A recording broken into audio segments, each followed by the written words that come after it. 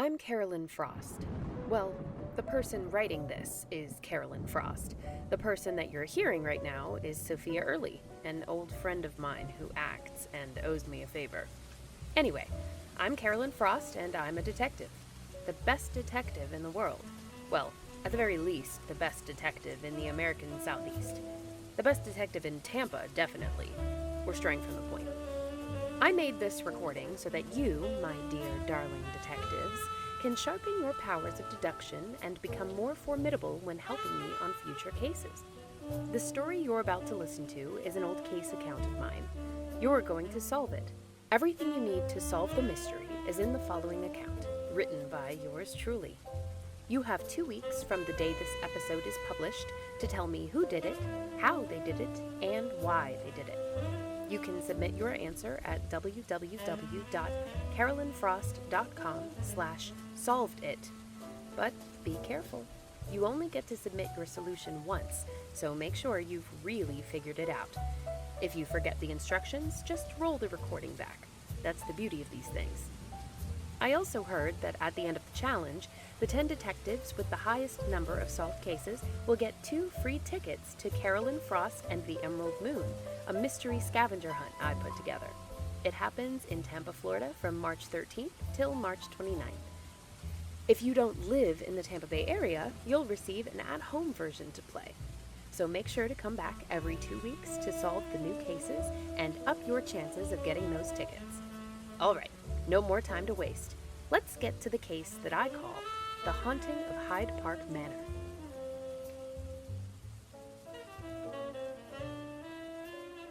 The day started like it always does, with me pretending I don't see the weird stains on the ceiling of my favorite smoothie place. Juice the facts, ma'am.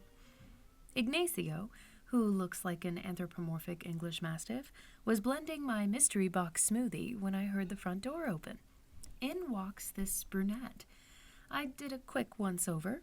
A bright pink Vineyard Vines button-up shirt with some fraying near the collar, Prada sandals with a little wear and tear, leather Gucci purse, forehead wrinkles that her thick layer of foundation just couldn't hide, a slight hunch to the shoulders, and a subtle twitch in the eye. Boy, she had seen better days. "Oh my God, are you Carolyn Frost?" Her voice was unsteady. Now, would you believe it? I was Carolyn Frost. But as I looked at this woman desperately trying to pretend that she wasn't totally out of place east of 22nd Street, it did force the question, how did she know I was Carolyn Frost? I responded as anyone would. You a cop? "No." You with the IRS? "Is that a joke?" You think there's something funny about the IRS? "No, that's not. I'm not." She held out her hand and broke her face into a painfully wide smile. "I'm Elizabeth. I listen to Frozen Cold Cases all the time. It's my favorite. I tried going to a live show once, but I couldn't get in." Oh, a fan. Then yeah, I'm me. I shook her hand back and put on my best "thank you for paying my bills" smile. She dropped my hand and gripped the strap of her purse. I started to probe. So, not to be rude or anything, but what are you doing here? I think I'm the only person who actually comes to this place. Sorry, Ignacio. She moved her hair behind her ear as her smile melted into a thin, grim line. I need your help. I've been trying to get in contact, but you didn't answer my emails or my DMs or anything, so I remember in one episode, the one about the crab man, you said that this was your favorite place, so I've sort of been coming around, and I think my great-aunt's house is being haunted, and I want you to solve it. Well, that was certainly not what I expected. Haunted how? So, are you going to take the case? Depends on how haunted it is. I have been a little bored lately. It might be nice to have some Scooby-Doo-style fun. What happened, and when did it start? First, things started to go missing a month ago. The first thing missing was Aunt Constance's little pearl brooch. Then it was a slip, then a jacket, a blouse, then a necklace, and a ring, and another necklace, and a watch. At first, I thought maybe she was just... You have to understand, she's 84, And being the only person to take care of an 84-year-old, I thought maybe she was just misplacing things. But then things of mine started to go missing. Notebooks, papers, clothes, jewelry. That's why I never take this off. She held out her bracelet. I saw you looking at it. It was a graduation gift. I'd hate if something were to happen to it. So first the objects went missing, and then the draft started about 3 weeks ago. It is a little chillier outside, I'll admit, but the house has been in our family since the 1900s and has never been drafty before. My aunt asked me, why did the draft start now? And I didn't have anything to say to that. Then there were the flickering lights and the noises. My aunt says she hears screams at night, screams and crying and people calling her name. And do you hear anything? No. Her eyes darted around the shop as if she was looking for a ghost. I almost wish I did, just so I could tell her that I heard them too. But the big thing was the bloody water. I hate to say it, but I felt my entire body light up. I'm not saying a thieving ghost with an interest in electricity who occasionally wants to practice vocal exercise isn't interesting, but bloody water? That's something worth investigating. I guess she could see the shift in me because the words started spilling out of her. That was last Sunday. We were eating dinner and my aunt started coughing, so I went to the tap to get her some water, and when I turned it on, it was bright blood red. I screamed, and then she came in and she saw it too. That's when I knew I had to find you. Ignacio came by and slid me my smoothie. I took a swig. Mint peanut butter lime. Delicious.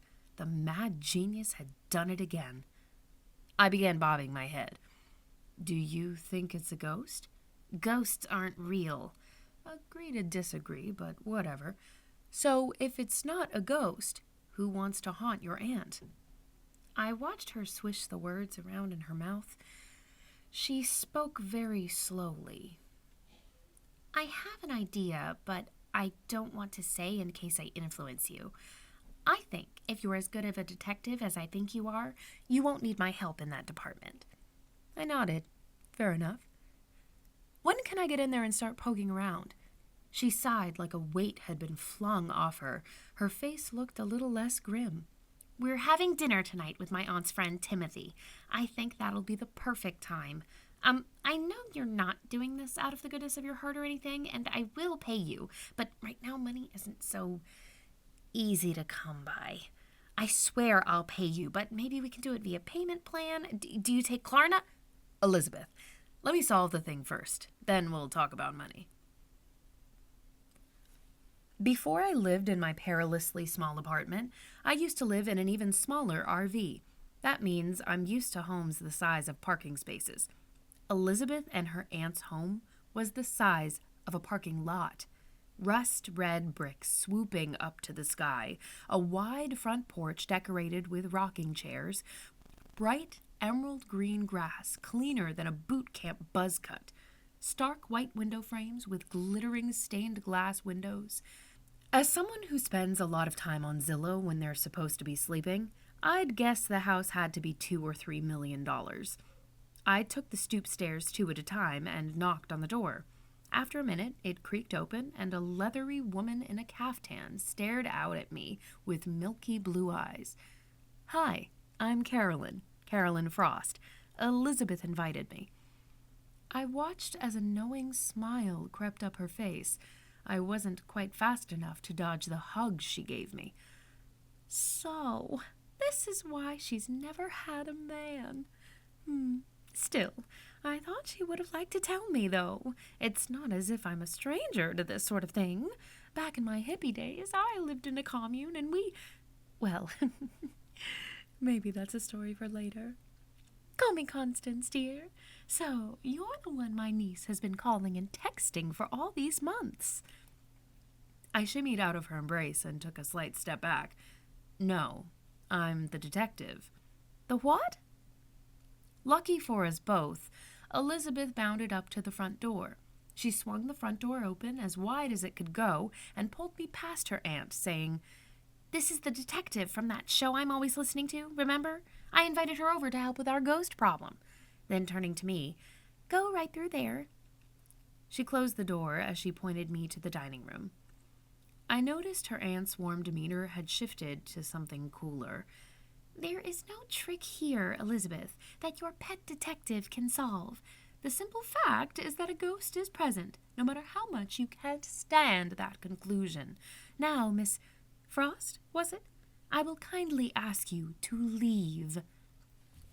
Oh, that's a shame. I hung my head.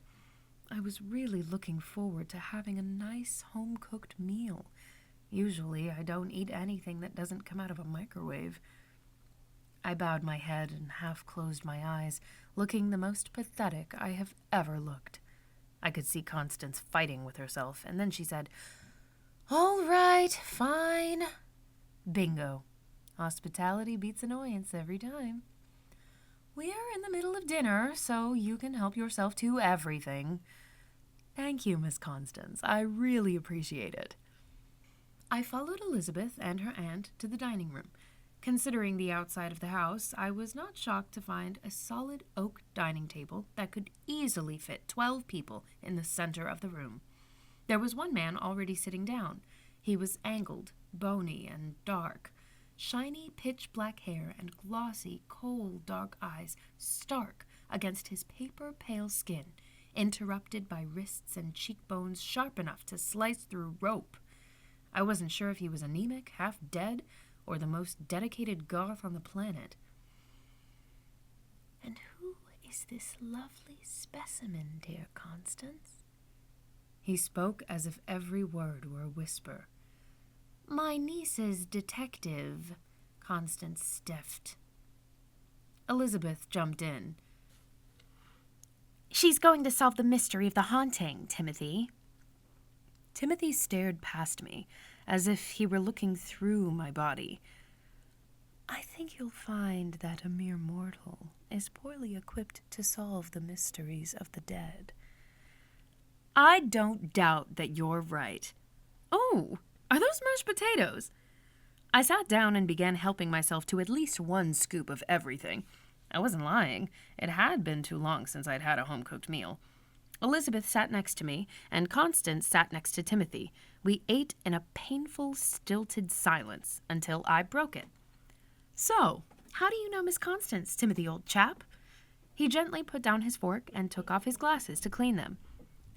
"Constance and I met at a shop of oddities. We both wished to buy some rose quartz, and we struck up a conversation. Now I am in her employ." Constance gripped his hand, and I saw a limp but happy smile curl its way up Timothy's face. "We also happen to become very good friends. He's a rather good listener, which isn't surprising considering what he does.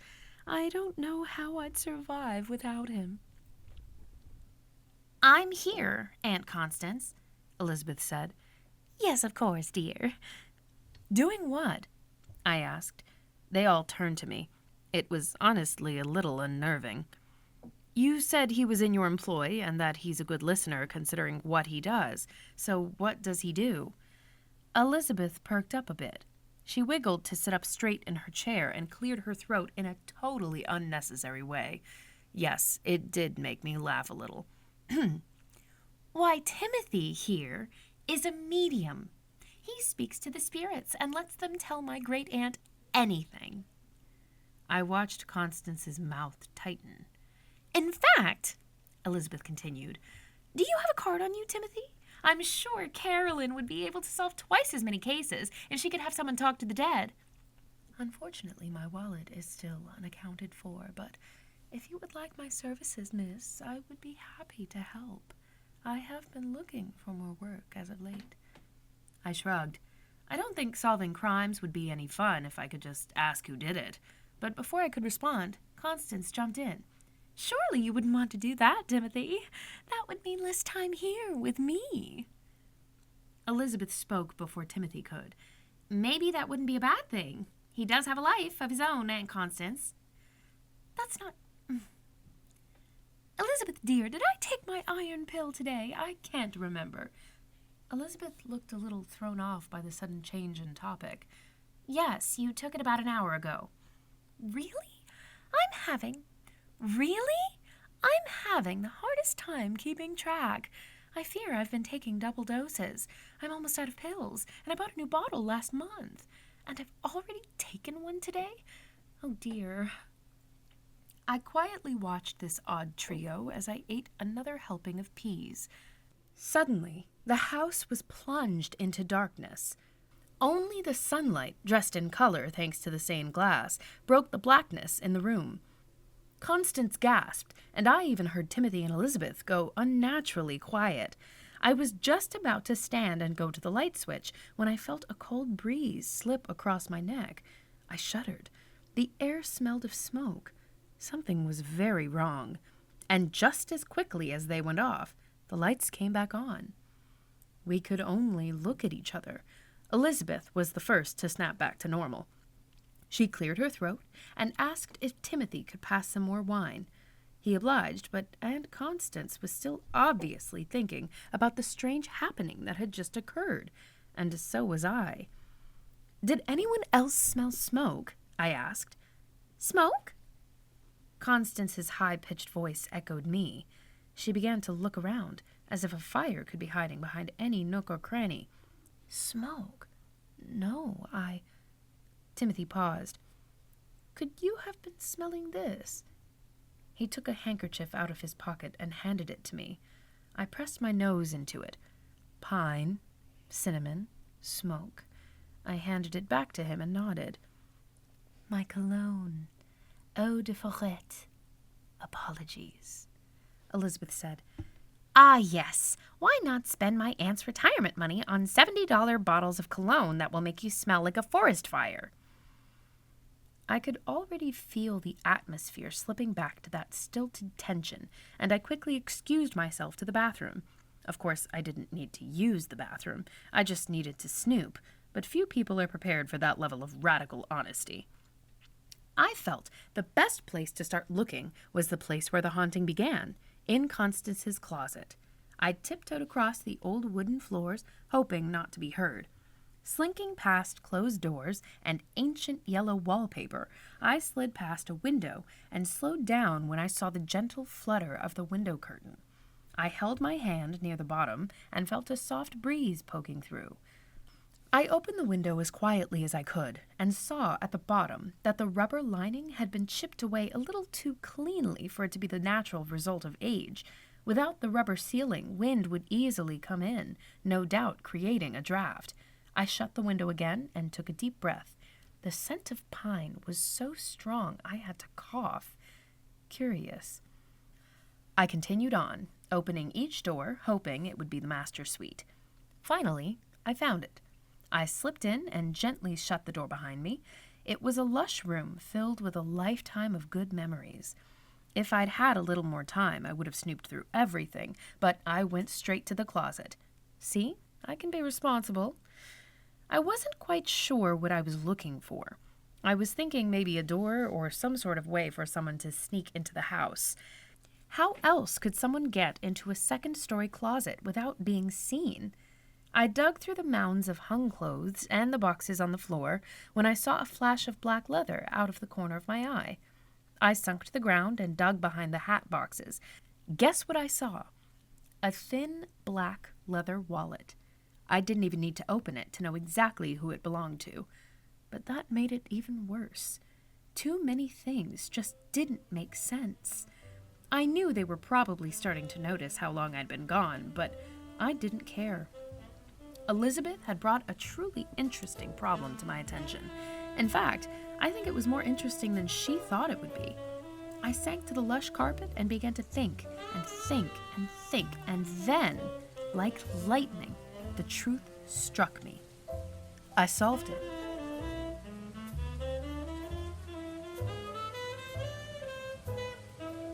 So, did you solve it? If you did, go to carolynfrost.com/solvedit and submit your solution. Remember, the solution has to be submitted no later than 2 weeks after this episode was published. Who, how, why? That's what you have to know. If you need a little help, send this recording to a friend. I find that bringing in a friend is the best way to solve tricky mysteries. I can't wait to see what you all come up with. Now, I have to thank some people. Jade Madison Scott, thank you for helping me write this account down. Virginia Wilson, thank you for editing this account into something readable. And Sophia Early, thank you for reading this account so that people can hear it.